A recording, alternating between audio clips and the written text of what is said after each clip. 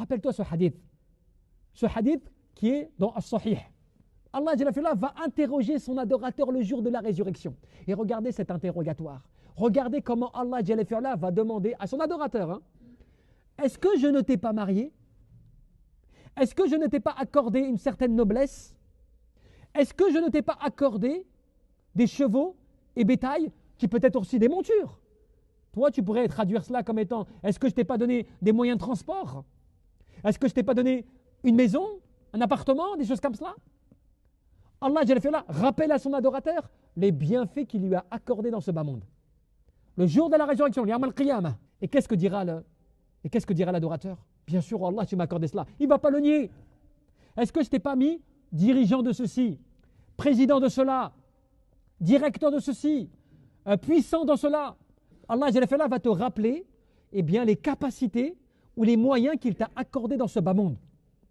Et toi, tu ne vas pas les contester de ce que tu as eu. Tu ne pourras pas le contester. Il s'adresse à ceux qui n'ont pas voulu être reconnaissants, à ceux qui ont fait preuve d'ingratitude et de détournement de la vérité.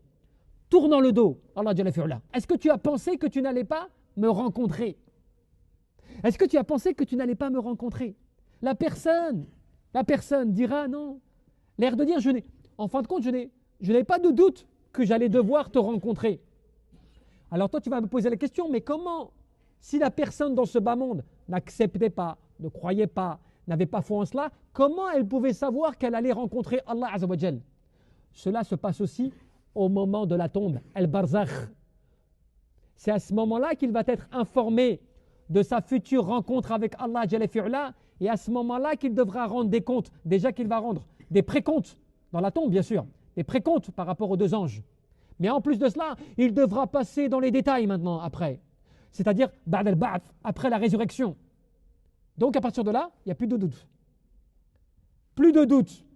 La certitude que je devrais rencontrer Allah Azza wa Jal directement ou indirectement. Et Allah Jalla fi'ala dira quoi? Aujourd'hui, je t'oublie comme tu m'as oublié.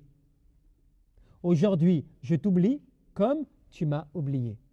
Regardez cette information manifeste qui permet à l'adorateur, au serviteur, qu'il croit ou qu'il ne croit pas, hein, parce que dans les deux cas, c'est quand même un serviteur d'Allah. Il ne faut pas le perdre de vue.